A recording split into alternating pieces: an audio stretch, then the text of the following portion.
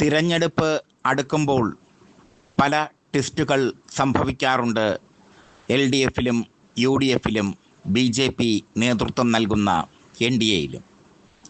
കഴിഞ്ഞ പാലക്കാട് ഉപതെരഞ്ഞെടുപ്പ് നടക്കുമ്പോൾ സന്ദീപ് വാര്യർ കോൺഗ്രസിലെത്തിയത് വലിയൊരു ട്വിസ്റ്റായിരുന്നു. BJPക്ക് അത് വലിയ തിരിച്ചടിയായിരുന്നു. ഇപ്പോൾ LDFിൽ നിന്ന് 3 MLAമാർ UDFിലേക്ക് പോകാൻ തയ്യാറെടുക്കുന്നു എന്ന വാർത്തയാണ് പൊളിറ്റിക്സ് കേരള പുറത്തുവിടുന്നത്. അതിൽ പട്ടാമ്പി MLA മുഹമ്മദ് മൊഹ്സിനെ പറ്റിയുള്ള വാർത്ത ഞങ്ങൾ പുറത്തുവിട്ടിരുന്നു. 2 തവണ പട്ടാമ്പിയിൽ നിന്നും വിജയിച്ച മുഹമ്മദ് മൊഹ്സിന് ഇനി CPI സീറ്റ് നൽകില്ല. KE ഇസ്മയിലിൻ്റെ അനുഭാവിയായ മുഹമ്മദ് മൊഹ്സിൻ CPIയിൽ നിന്നും അകന്നു കഴിഞ്ഞു. ഈ സാഹചര്യത്തിൽ മുഹമ്മദ് മൊഹ്സിനെ കോൺഗ്രസിലേക്ക് എത്തിക്കാനുള്ള ശ്രമം തകൃതിയായി നടക്കുന്നു. 2026 നിയമസഭാ തെരഞ്ഞെടുപ്പ് വരുമ്പോൾ മുഹമ്മദ് മൊഹ്സിൻ കോൺഗ്രസിൽ എത്തുമെന്നുള്ള കാര്യം ഏറെക്കുറെ ഉറപ്പായി. മുഹമ്മദ് മൊഹ്സിനെ കോൺഗ്രസിൽ എത്തിക്കാൻ ചരട് വലിക്കുന്നത് JNUവിൽ അദ്ദേഹത്തിൻ്റെ സഹപാഠിയായിരുന്ന കന്നയ്യ കുമാറാണ്. ഒരു കാലത്ത് CPIയുടെ ശബ്ദമായിരുന്ന കന്നയ്യ കുമാർ ഇപ്പോൾ കോൺഗ്രസിലാണ്. രാഹുൽ ഗാന്ധിയുടെ വിശ്വസ്തനാണ്. കന്നയ്യകുമാറും മുഹമ്മദ് മൊഹ്സിനും JNUവിൽ AISFൻ്റെ നേതാക്കളായിരുന്നു. മുഹമ്മദ് മൊഹ്സിൻ്റെ അടുത്ത സുഹൃത്തായ കന്നയ്യകുമാർ അദ്ദേഹവുമായി ബന്ധപ്പെട്ട് കഴിഞ്ഞു. അതുകൊണ്ട് തന്നെ മുഹമ്മദ് മൊഹ്സിൻ LDF വിടുമെന്നും CPI വിടുമെന്നും കോൺഗ്രസിലേക്ക് പോകുമെന്നും ഏറെക്കുറെ ഉറപ്പായി കഴിഞ്ഞു. CPIയെ സംബന്ധിച്ചിടത്തോളം വലിയ തിരിച്ചടിയാണ് മുഹമ്മദ് മൊഹ്സിൻ്റെ മനംമാറ്റം അല്ലെങ്കിൽ കാലുമാറ്റം. മറ്റൊരു MLA ചങ്ങനാശ്ശേരിയിലെ ജോബ് മൈക്കിളാണ്.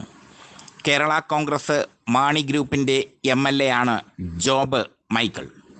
ചങ്ങനാശ്ശേരിയിൽ കഴിഞ്ഞ തവണ വിജയിച്ച ജോബ് മൈക്കിളിന് ഇത്തവണ മാണി ഗ്രൂപ്പ് സീറ്റ് നൽകാനുള്ള സാധ്യത കുറവാണ്.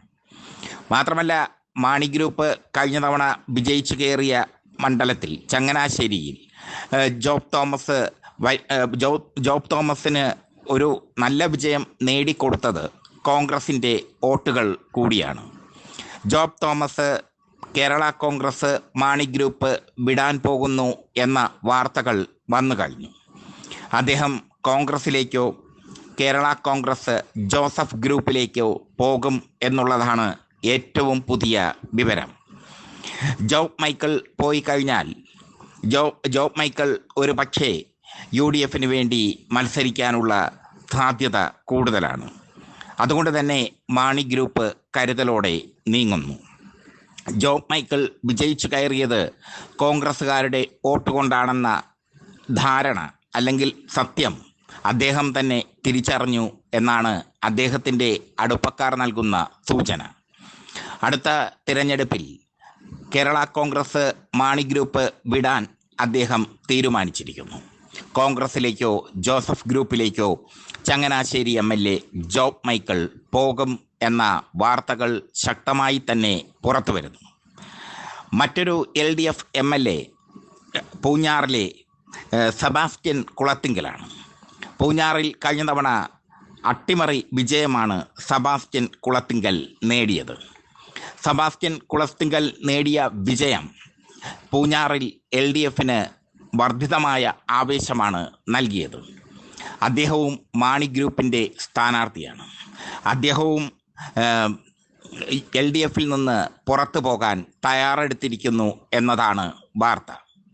2026 നിയമസഭാ തെരഞ്ഞെടുപ്പിൽ അദ്ദേഹം പൂഞ്ഞാറിൽ നിന്ന് UDF സ്ഥാനാർത്ഥിയായി മത്സരിക്കുമെന്ന വാർത്തകൾ പുറത്തു വരുന്നു. ഈ 3 MLAമാരും LDFിലെ കരുത്തരായ MLAമാർ തന്നെയാണ്. പ്രത്യേകിച്ചും മുഹമ്മദ് മൊഹ്സിൻ CPIയോട് ഇടഞ്ഞ് നിൽക്കുകയാണ്. CPI നേതൃത്വത്തിനെതിരെ അദ്ദേഹം കലാപക്കൊടി ഉയർത്തിയിരിക്കുകയാണ്. മുഹമ്മദ് മൊഹ്സിൻ പോകുന്നത് പട്ടാമ്പിയിൽ CPIക്ക് വലിയ ക്ഷീണമായി മാറും. മുഹമ്മദ് മൊഹ്സിൻ പോയാലും പോയില്ലെങ്കിലും അടുത്ത തവണ അദ്ദേഹത്തിന് പട്ടാമ്പിയിൽ സീറ്റുമില്ല. ഈ സാഹചര്യത്തിൽ കോൺഗ്രസിലേക്കെത്തി കോൺഗ്രസ് സ്ഥാനാർത്ഥിയായി മത്സരിക്കാൻ മുഹമ്മദ് മൊഹ്സിൻ ആഗ്രഹിക്കുന്നു. ചങ്ങനാശ്ശേരിയിൽ ജോബ് മൈക്കിൾ നേടിയ വിജയം ഇടതുപക്ഷത്തിന് വലിയൊരു ആത്മവിശ്വാസമാണ് നൽകിയത്. പക്ഷേ ജോബ് മൈക്കിൾ ഇനിയുള്ള തെരഞ്ഞെടുപ്പിൽ വിജയം നേടുമോ എന്ന ഒരു സംശയം തന്നെ അദ്ദേഹത്തിന് നിലനിൽക്കുന്നു. കഴിഞ്ഞവണ CPM ഒക്കെ അല്പം നിസ്സഹകരണ സ്വഭാവം കാണിച്ചെങ്കിലും കോൺഗ്രസ് വോട്ടുകൾ ജോബ് മൈക്കിളിന് ലഭിച്ചു. അങ്ങനെയാണ് അദ്ദേഹം വിജയിച്ചു കയറിയത്. കേരള കോൺഗ്രസ് മാണി ഗ്രൂപ്പ് ജോബ് മൈക്കിളിനെ ഇനി നിർത്തുന്ന കാര്യം സംശയമാണ്. ഈ സാഹചര്യത്തിലാണ് പൊതുവെ കുതികാൽ വെട്ടിൻ്റെയും കുതിരക്കച്ചവടത്തിൻ്റെയും പാർട്ടിയായ കേരള കോൺഗ്രസിൽ നിന്ന് അദ്ദേഹം പുറത്തു പോകാൻ തീരുമാനിച്ചിരിക്കുന്നത്. ഇനി പൂഞ്ഞാറിൽ സെബാസ്റ്റ്യൻ കുളത്തിങ്കൽ നേടിയ വിജയം LDFന് അഭിമാനമായിരുന്നു. പൂഞ്ഞാറിൽ PC ജോർജിനെ തകർത്ത് തരിപ്പണമാക്കിക്കൊണ്ടാണ് സെബാസ്റ്റ്യൻ കുളത്തിങ്കൽ അട്ടിമറി വിജയം നേടിയത്. സെബാസ്റ്റ്യൻ കുളത്തിങ്കൽ നേടിയ വിജയം ഇടതുപക്ഷത്തിൻ്റെ രാഷ്ട്രീയ വിജയമായി പ്രഖ്യാപിക്കപ്പെട്ടു. രാഷ്ട്രീയ വിജയമായി തന്നെ LDF അതിനെ കൊണ്ടാടി. എന്നാൽ സെബാസ്റ്റ്യൻ കുളത്തിങ്കലിനെ വീണ്ടും മാണി ഗ്രൂപ്പ് അവിടെ മത്സരിപ്പിക്കാനുള്ള സാധ്യത കുറവാണ്. ഈ സത്യം സെബാസ്റ്റ്യൻ കുളത്തിങ്കൽ തിരിച്ചറിഞ്ഞിരിക്കുന്നു. അതുകൊണ്ട് തന്നെ അദ്ദേഹവും UDFിലേക്ക് പോകാൻ തയ്യാറെടുക്കുന്നു. നിയമസഭാ തെരഞ്ഞെടുപ്പിന് 6 മാസം മുമ്പ് ഇവർ രാജിവെക്കുമോ, അതോ നിയമസഭാ തെരഞ്ഞെടുപ്പ് പ്രഖ്യാപിച്ച ശേഷം ഇവർ കാലുമാറി UDFിലേക്ക് പോകുമോ എന്നാണ് അറിയേണ്ടത്. ഒരു ഉപതെരഞ്ഞെടുപ്പിന് മൂവർക്കും താല്പര്യമില്ല. ഉപതെരഞ്ഞെടുപ്പ് നടത്തിയാൽ അത് ആത്മഹത്യാപരമായിരിക്കുമെന്നും മൂവരുടെയും രാഷ്ട്രീയ ഭാവി പോകുമെന്നും അവർക്കറിയാം. അതുകൊണ്ട് തന്നെ ബുദ്ധിപൂർവമായ ചുവടുവയ്പ്പാണ് ഇവർ നടത്തുന്നത്. എന്നാൽ ഇവർ മൂവരും പോയാൽ LDFന് എന്തൊക്കെ സംഭവിക്കും എന്നുള്ളതും ശ്രദ്ധേയമാണ്.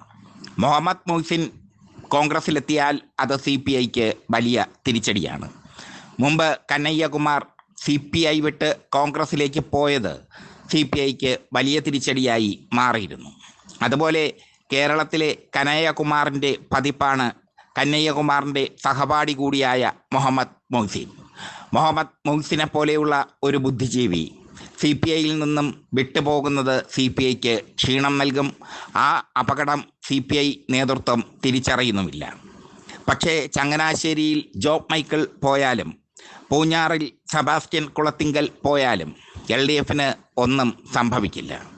മാണി ഗ്രൂപ്പ് അവിടെ മറ്റൊരു സ്ഥാനാർത്ഥിയെ കണ്ടെത്തുകയും CPM വോട്ടുകൾ കൃത്യമായി പോൾ ചെയ്യുകയും ചെയ്താൽ, CPM വോട്ടും മാണി ഗ്രൂപ്പിൻ്റെ വോട്ടും കൃത്യമായി വീണാൽ അവിടെ LDF സ്ഥാനാർത്ഥികൾ വീണ്ടും വിജയിച്ചു കയറാനുള്ള സാധ്യതയുണ്ട്.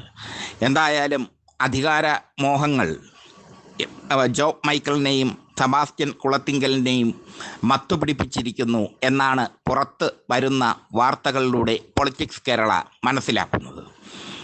2026 ലോക്സഭാ തെരഞ്ഞെടുപ്പ് ഞാൻ നേരത്തെ പറഞ്ഞതുപോലെ UDFനെ സംബന്ധിച്ചിടത്തോളം ജീവൻ മരണ പോരാട്ടം തന്നെയാണ്.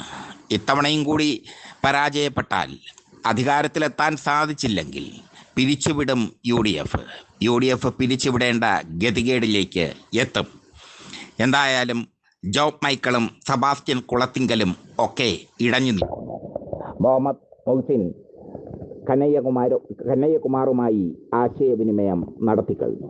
ഈ വാർത്തയാണ് പൊളിറ്റിക്സ് കേരള പുറത്തുവിടുന്നത്.